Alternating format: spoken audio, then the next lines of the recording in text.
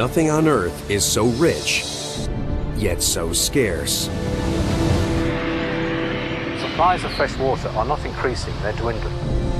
Without water, you wouldn't have life on Earth. To bring water where we need it, engineers are moving heaven and earth. You tell them that you work underground, their jaws drop. They carve a pair of tunnels through a mountain of granite. As oceans rise, a city sinks. You can feel the water coming up. Now, an underwater door to save Venice from drowning. In China, the largest water project in the world. A 1,000-mile river to save a thirsty city. We're short of water on this planet. Water covers 70% of the Earth, yet only 3% is drinkable. I got the idea when I was traveling on a bus going across a desert. Making fresh water out of thin air.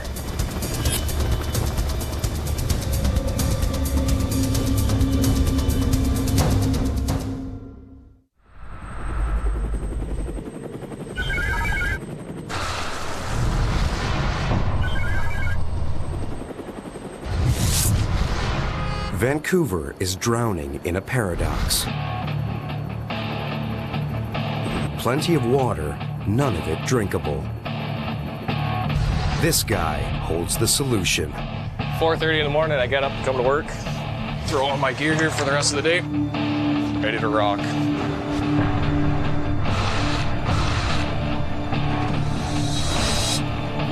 Ben works in one of the world's deepest mine shafts.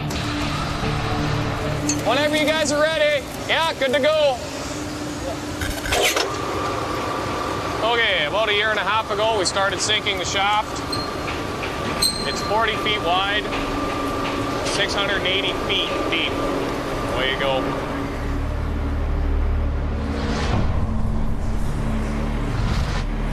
I said to myself when I was 16 years old, I'd never work in an office. This is about the closest to an office I'll ever get. You wouldn't believe how interested people are when you tell them that you work underground, their jaws drop. There's a mine in Vancouver? Yeah. Whereabouts? Just above the college. Didn't even know it was there. That's the whole idea. This is the Seymour Capilano Tunnel Project. 2 giant tunnels excavated through 4.5 miles of rock.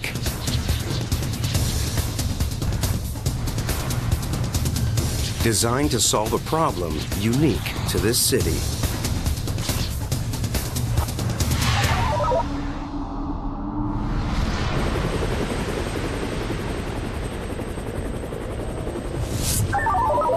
Vancouver is floating in water.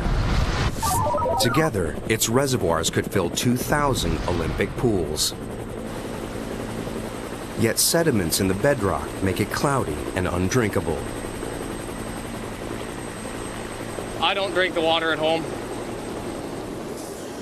I always buy bottled water. It would be nice to be able to turn on the tap and have a glass of water. Solution? Build one of the world's largest filtration plants.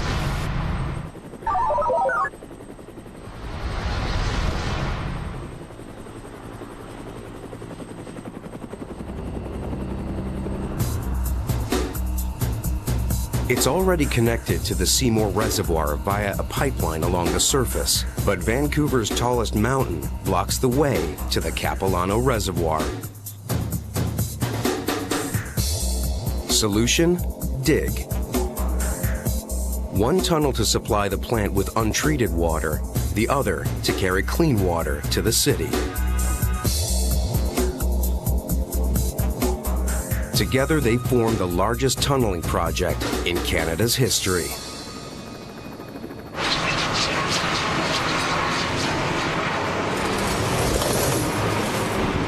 Engineers will have to bore through 4.5 miles of Grouse Mountain and 2 billion tons of granite.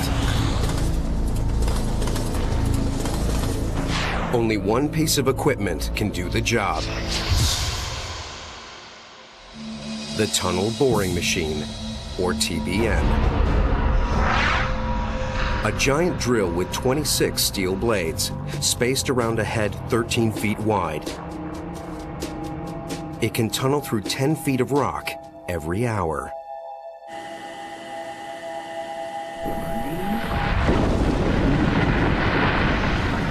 Four giant electric motors spin the drill head 13 times a minute, cutting through rock like a knife through butter. The same machine dug the tunnel under the English Channel.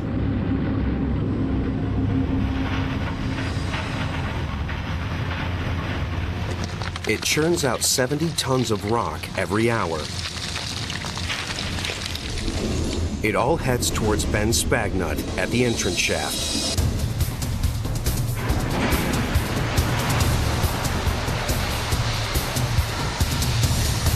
It's his job to empty the muck carts and convey the rubble to the surface.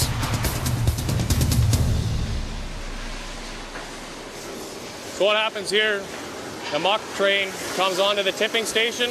We'll dump the muck train into the muck bucket to head to surface via the gantry crane.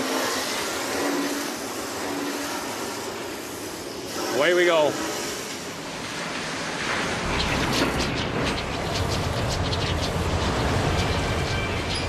Four times an hour, the muck bucket rises to the surface, 700 feet above. The debris will end up as filler for Vancouver's highways. Waste not, want not.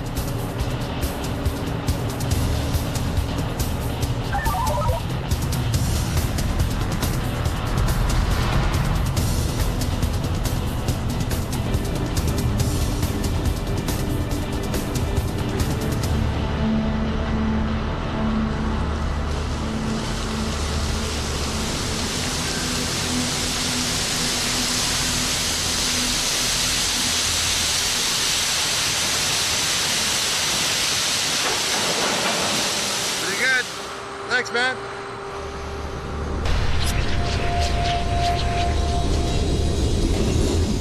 To complete the mammoth project will take around 100 workers and approximately 2 million man-hours.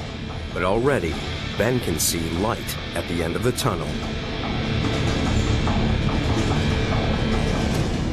By 2010, all the citizens of Vancouver should have bottled water quality from their tap. Instead of having crappy water coming out of the tap, it should be fairly decent water to drink. The Seymour Capilano project is more than miles of tunnel. It's a measure of how far we'll go to keep a city from dying of thirst. But more than 5,000 miles away, a megacity is running dry. How could these people be thirsty? Through southern China flow three of the world's greatest rivers. Together, the Yangtze, Yellow, and Han hold more than 1/12 of the Earth's fresh water. Yet China has a water crisis.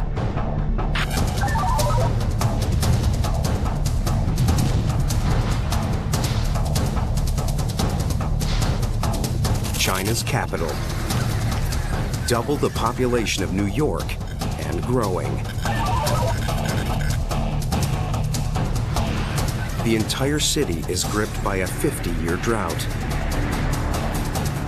Without rain, the landscape around Beijing is turning to desert. The city is choking on sand and dust. By 2030, Beijing's water will run out. A big problem demands a big solution. The largest engineering feat of all time. The Chinese are building the world's longest man-made river, the South-North Water Diversion Project. 1,000 miles, 1/4 the length of the Nile. On its journey, it will cross 205 rivers, 42 railways, and thousands of roads, carrying 300 million gallons of water every day to Beijing.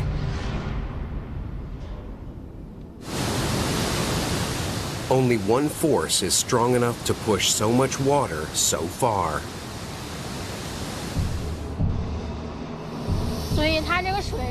We'll make the water flow to its destination by gravity instead of pressure. So we need to heighten the dam to raise the water level, so the water can flow to Beijing.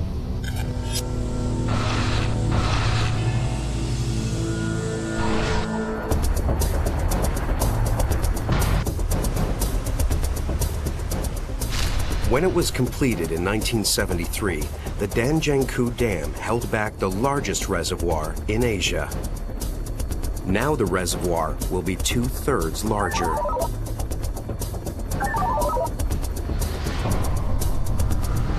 To increase capacity, engineers must increase height.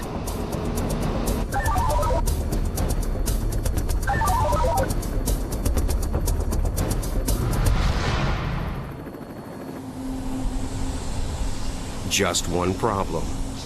If the surface isn't prepared right, the pressure of 30 billion tons of water could separate the new concrete from the old and rip the dam apart.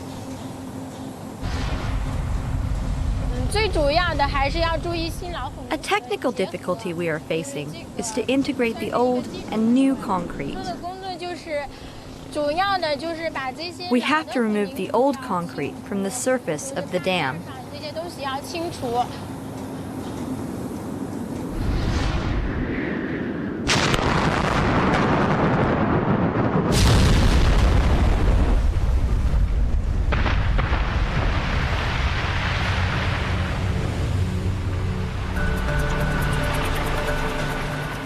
Removing the top layer of concrete creates a rough surface that fresh concrete can stick to.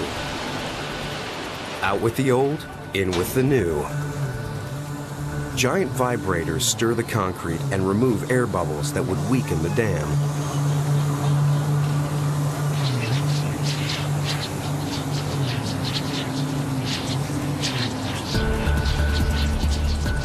No feat of construction compares to this one. By its completion in 2030, the Chinese will use enough concrete to build more than 1 million Sears towers.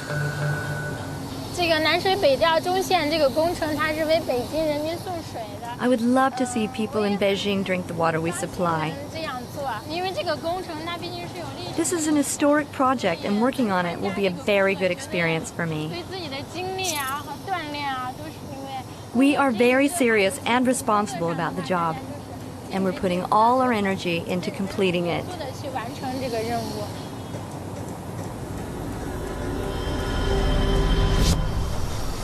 To meet deadlines, they work round the clock.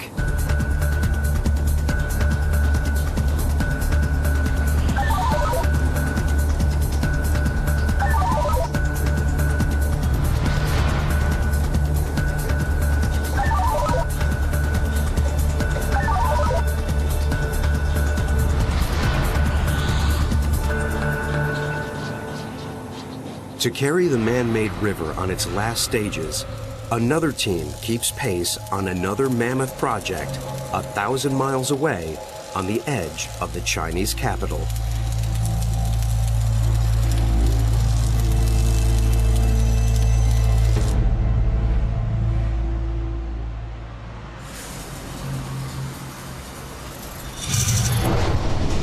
Beijing's subway runs 60 feet below the surface. 60 feet below the subway, workers excavate 2 more tunnels. Not for trains, but water. The man-made river will enter Beijing from the south. From here, it dives underground, beneath the city's western highway and the busy subway.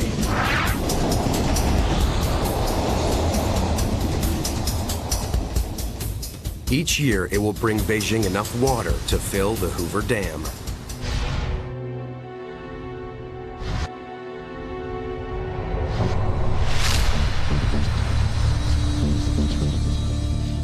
In all, 300 Chinese cities face a shortage of water. But as engineers work to satisfy growing thirst, another city flounders to keep its head above water.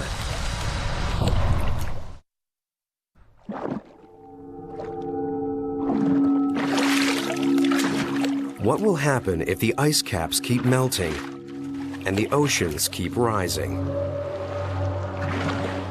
Ask the Venetians.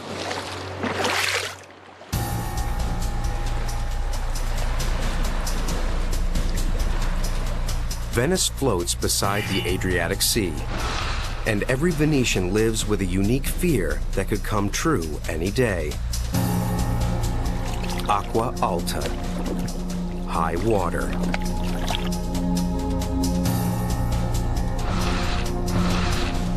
The first time I knew the problem of high water was 10 years ago. I lived in a small house at the ground floor, and I arrived to my house and it was completely flooded. The Acqua Alta is getting worse. Monica is right. 100 years ago, St. Mark's Square flooded up to 10 times a year. Today, more than 60 times a year. A rising tide that threatens thousands of homes. The water is very awful. It's very awful. The smell, everything is wet. The walls, the furniture, everything. It's very difficult to clean it up. It's awful. In 2005, Venice suffered the most floods ever. In a single year, water swept through the streets once every 3 days.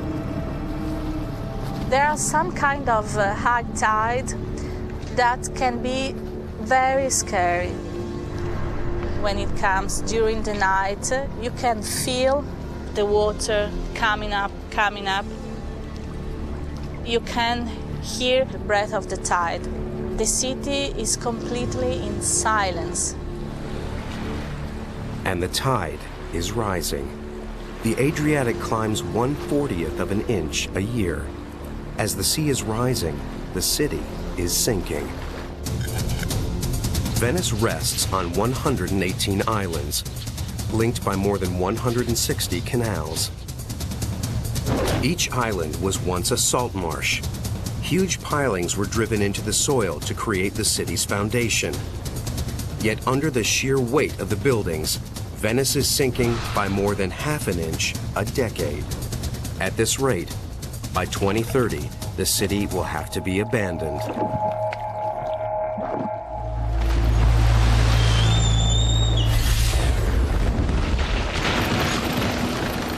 Venice's salvation has begun. The MOSE Project. The most ambitious flood control system the world has ever seen.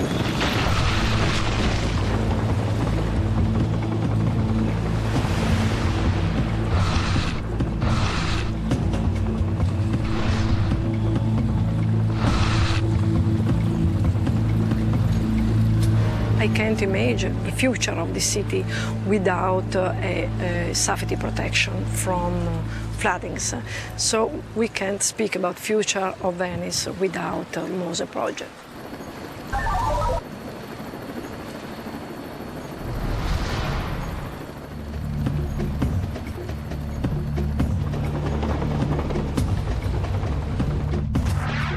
A lagoon surrounds Venice.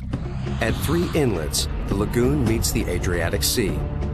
The MOSE project will block high tides surging through the inlets and save the city from flooding.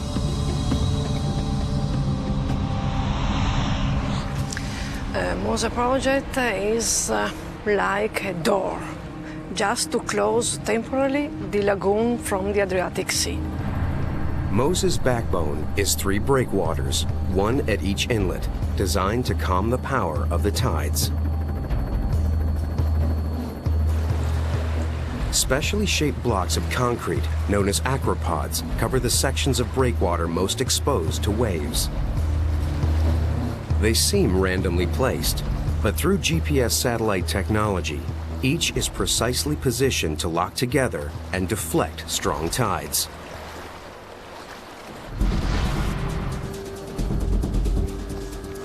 Spanning the breakwaters is the world's largest mobile flood barrier. 79 floodgates, each 100 feet high and 65 feet wide.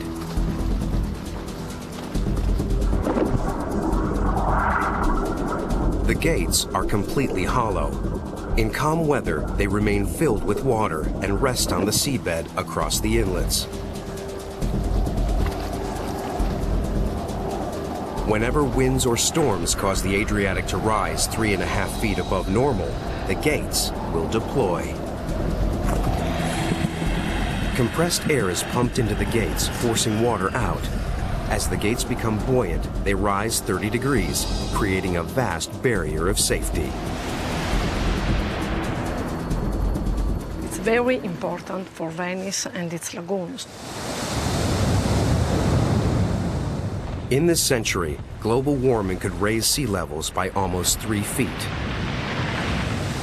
Experts predict more than 300 million people could lose their homes.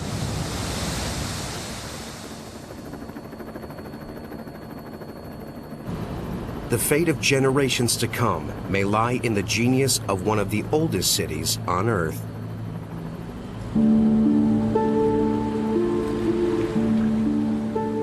Thanks to Mose, Monica Ambrosini's nightmares of high water may soon be just a bad memory.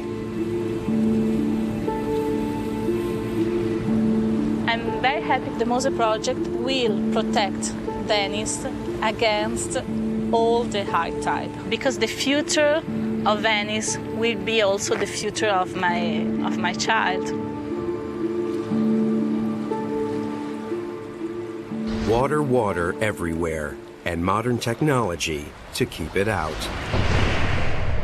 In Arabia, water nowhere in sight, yet technology 5,000 years old can find it. In the ancient lands of the Middle East unfolds the world's oldest treasure hunt. The search for water.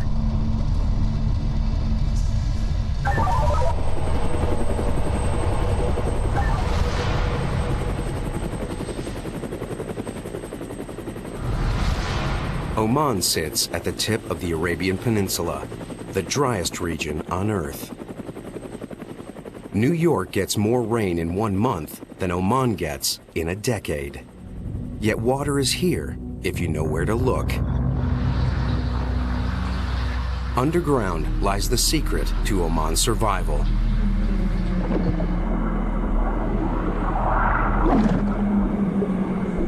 Only a few hold the clues to tap it.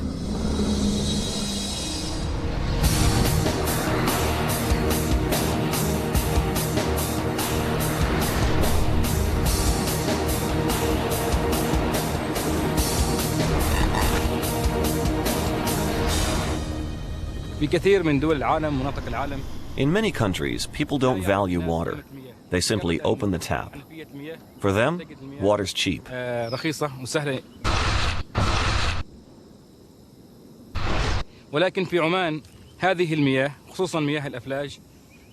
Oman, people have worked hard for 5,000 years to gain water. It's the lifeblood of our country.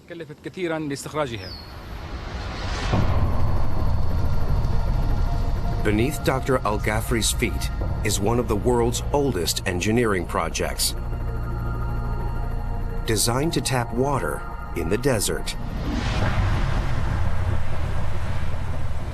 These are Oman's Falaj, a vast network of 10,000 tunnels, all man-made and all dug by hand. The source of water in Oman comes mostly from mountain rain, which is stored beneath the valley floor.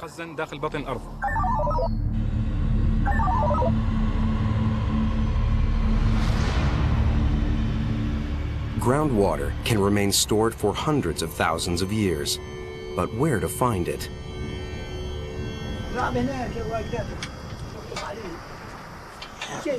5,000 years ago, the ancient Omani discovered how to tap these stores. They passed their knowledge down the generations.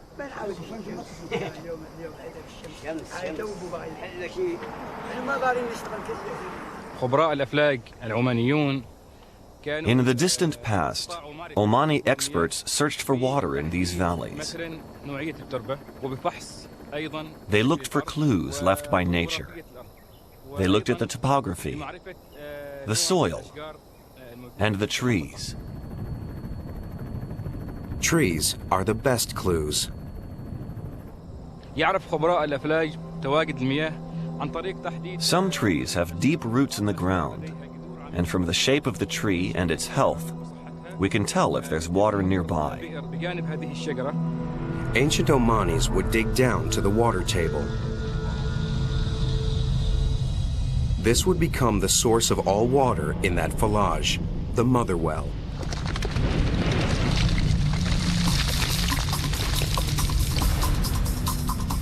From the mother well, workers would excavate a tunnel that sloped downhill to channel the water by sheer gravity. Every 100 feet, they dug ventilation shafts to bring in fresh air, all the while risking the threat of a tunnel collapse. Some tunnels stretch 18 miles from Motherwell to Parched Village. To this day, Falaj supply Oman with most of its water. The nation's fate rests with a handful of men with hand-me-down wisdom.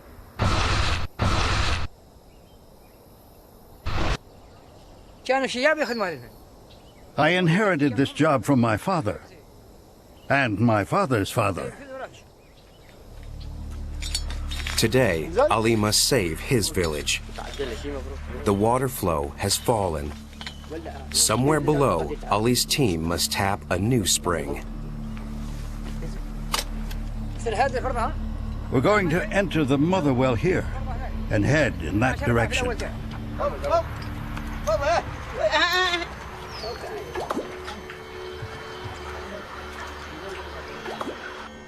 From the mother well, the Falaj penetrates the water table.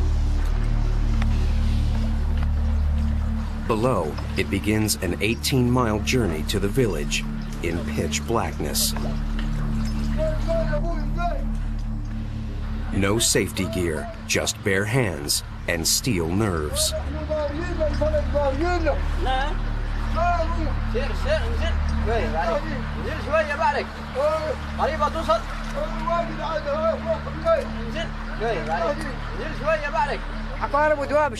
Sometimes there are scorpions or snakes inside the tunnel. Once I killed 7 snakes in a day.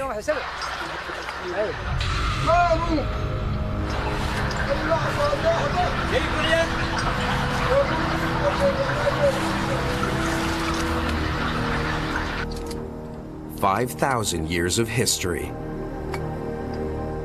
600 feet of rock. And only one way out.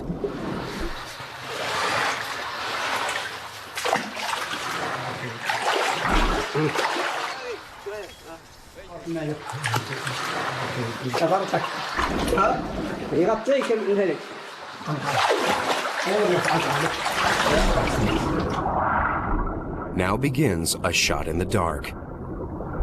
The search for a new spring. The sole clue, a trickle from the walls. The sign of untapped water.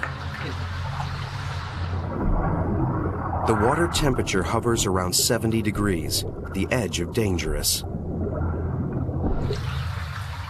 They'll be in it all day. Ventilation shafts bring in fresh air, but the deeper they go, the more dangerous it gets. This is a risky, difficult job to do. Sometimes the water can fill the tunnel from top to bottom. You have no choice but to take your life in your hands and dive under.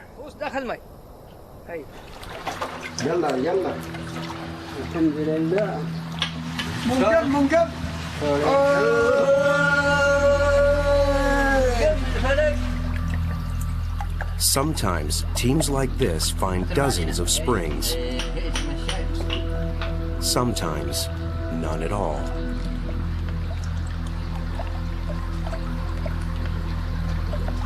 هذا قنديل أول. شو من قبيب؟ من قبيب. عين عين عين عين. الحمد لله رب العالمين. هذه زيادة.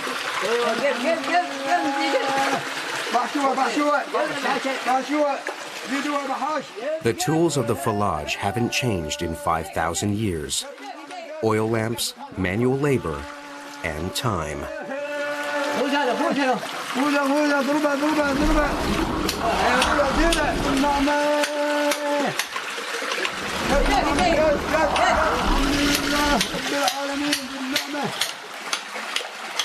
ايوه صلح عين داخلي والفوره بعد مسمار الفوره سالها جو عين هذه الحمد لله الحمد لله. This discovery may be the first of many. They still have miles to check. It will take 3 days to complete this work. We'll come back and check it again in 2 months.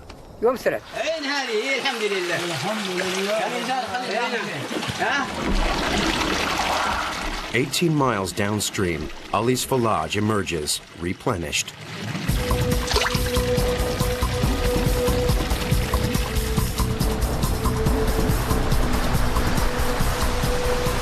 Each day, Falaj deliver 150,000 gallons of water to the people of Oman.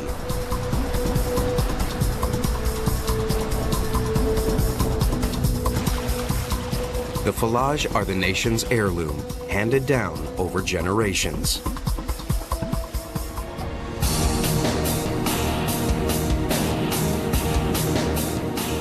Oman survives by tapping fresh water. But suppose you could make it from thin air. Water everywhere, and all of it useless. We're short of water on this planet.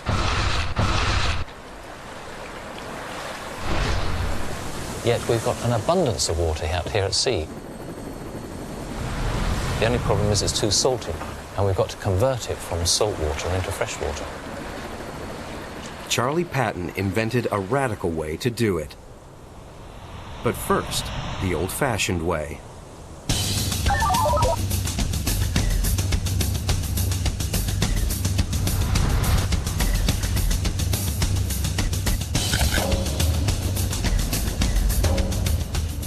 Abu Dhabi is one of the world's wealthiest cities. A billionaire's playground.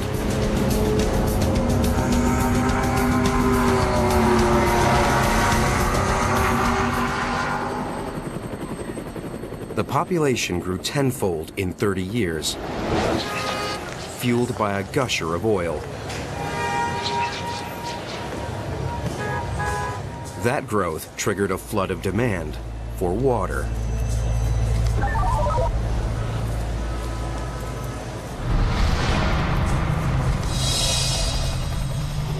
With temperatures up to 130 degrees and next to no rain, Abu Dhabi is bone dry.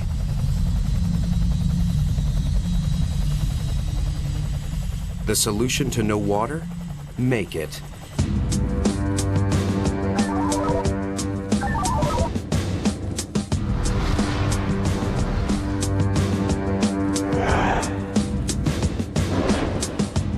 This is the most important building in Abu Dhabi.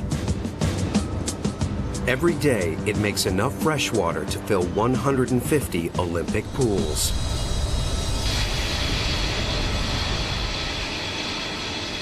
Turning salt water into fresh is technically simple. When you boil seawater, the salt doesn't evaporate. Just collect the steam and you have unlimited fresh water.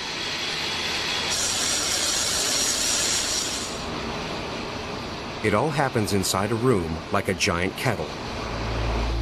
The distiller.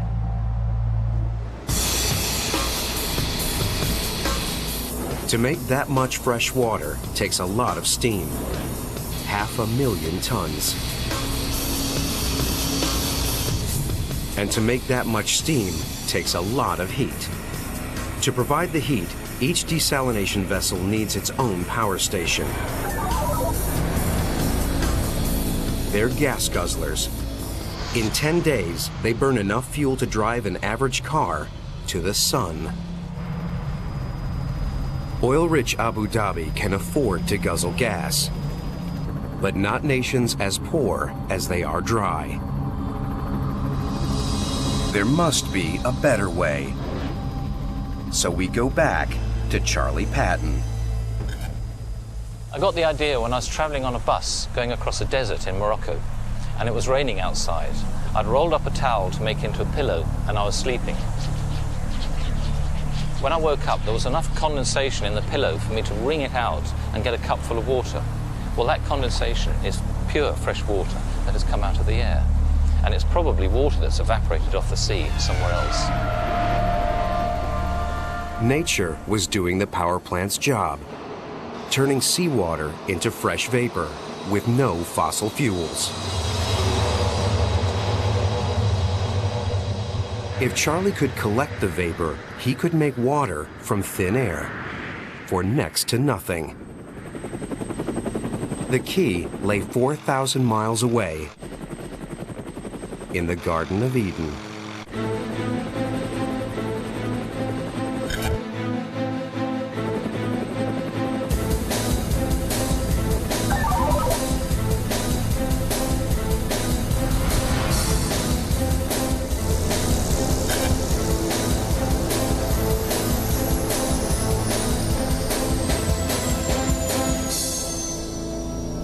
In a nation famed for gardening, Charlie met with the architect of a 21st century greenhouse, the Eden Project.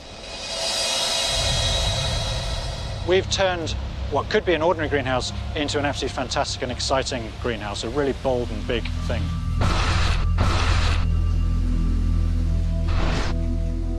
The Eden Project is the size of 35 soccer fields, the largest scaffolding structure on the planet.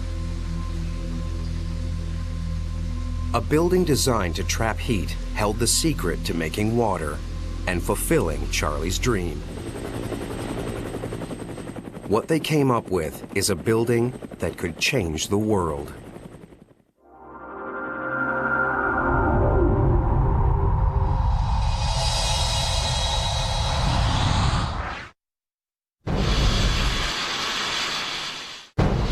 This is the desalination plant of today, soon to become the plant of yesterday, to be replaced by this, the Teatro del Agua, the desalination plant of tomorrow. Designed to create water from thin air, it takes modern architecture to another dimension. The water theatre will revolutionize the way we make fresh water. Greenhouses in northern climates work because they trap heat within the building. The water theatre works on a slightly different principle because we're recreating the natural water cycle where sunlight shines on the sea, seawater evaporates up into the sky, forms clouds and turns into rain and comes back as fresh water.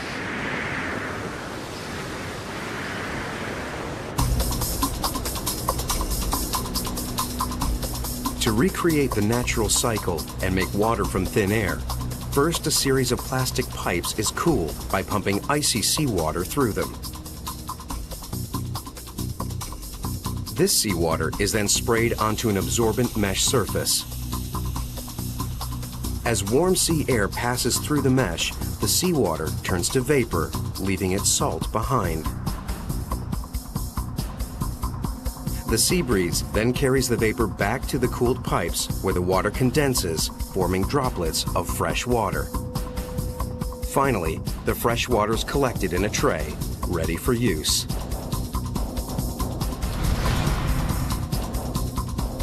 Unlike typical desalination plants, the Teatro del Agua needs no fuel. It harnesses the natural forces of sea, sun, and wind. Result? An unending supply of fresh water and a spectacular backdrop for an open-air theater. The water theatre would create enough water for a city. So as well as being a fantastic place to go and experience outdoor concerts and so on, it's doing something very useful. It's creating huge amounts of fresh water from seawater. The Eden Project has transformed the greenhouse. This project could transform the globe. I think we are going to see more and more examples of this kind of technology around the world, and hopefully celebrated in all sorts of architectural forms. It's performing a very useful function, it's creating water, but there are other opportunities as well to create fantastic public buildings, to create exciting architecture that engages people. The water theatre could be implemented on any scale in places where it's hot and sunny and where there isn't sufficient fresh water. This project has the potential to change the world.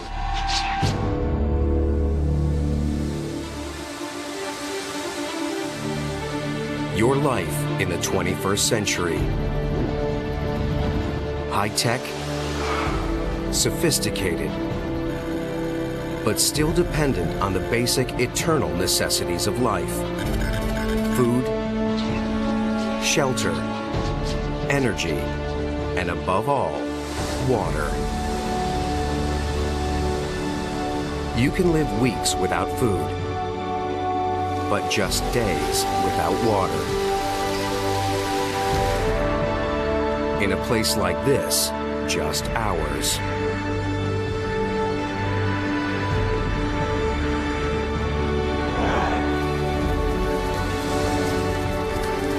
Mankind's entire history springs from water.